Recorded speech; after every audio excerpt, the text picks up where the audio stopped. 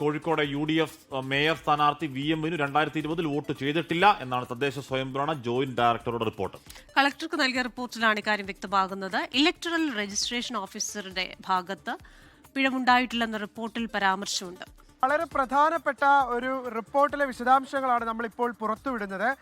വലിയ പ്രതീക്ഷ വെച്ച് പുലർത്തിയിരുന്നത് UDF നേതൃത്വം ആകെ പ്രതീക്ഷ വെച്ച് പുലർത്തിയിരുന്നത് കളക്ടറുടെ റിപ്പോർട്ട്, അതായത് അന്വേഷിക്കപ്പെട്ടതിന് ശേഷമുള്ള കളക്ടറുടെ റിപ്പോർട്ട് ഒരു പക്ഷേ VM വിനുവിന് അനുകൂലമായേക്കും എന്നുള്ള പ്രതീക്ഷ അവർക്കുണ്ടായിരുന്നു. എന്നാൽ ഇപ്പോൾ തദ്ദേശ സ്വയംഭരണ ജോയിന്റ് ഡയറക്ടർ ജില്ലാ കളക്ടർക്ക് നൽകിയിട്ടുള്ള റിപ്പോർട്ടിൽ വ്യക്തമാക്കുന്നത് 2020 VM വിനു വോട്ട് ചെയ്തിട്ടില്ല. അദ്ദേഹത്തിന്റെ പേര് വോട്ടർ പട്ടികയിൽ ഉണ്ടായിരുന്നില്ല. ഈ 2020 വോട്ടർ പട്ടികയാണ്. വോട്ടർ പട്ടികയിൽ പേരുണ്ടായാലും അത് 2025 സ്വാഭാവികമായും മാറുകയുള്ളൂ. എന്തായാലും അത്തരം ഒരു സാഹചര്യം ഉണ്ടായിട്ടില്ല.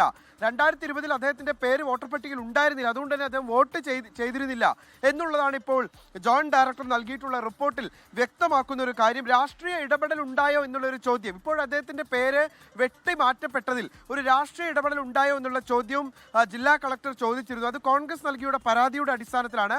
എന്നാൽ അതിന് രാഷ്ട്രീയ ഇടപെടൽ ഉണ്ടായിട്ടില്ല. പേരില്ലാത്ത ആളുടെ വോട്ടർ പട്ടികയിൽ പേരില്ലാത്ത ആളുകളുടെ പേര് എങ്ങനെയാണ് വെട്ടുക എന്നുള്ളതാണ് ഇപ്പോൾ ഈ തദ്ദേശ സ്വയംഭരണ ജോയിന്റ് ഡയറക്ടർ നൽകിയിട്ടുള്ള റിപ്പോർട്ടിൽ വ്യക്തമാക്കുന്ന കാര്യം.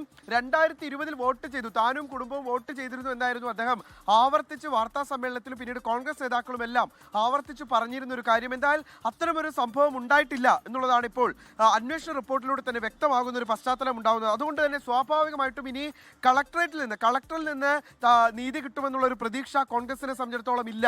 അതിന് അർഹവുമല്ല എന്നുള്ളതാണ് ഇപ്പോൾ മനസ്സിലാക്കാൻ കഴിയുന്നത്. അതോടൊപ്പം തന്നെ വോട്ടർ പട്ടികയിൽ പേര് ചേർക്കാൻ അദ്ദേഹത്തിന് അവസരമുണ്ടായിരുന്നു.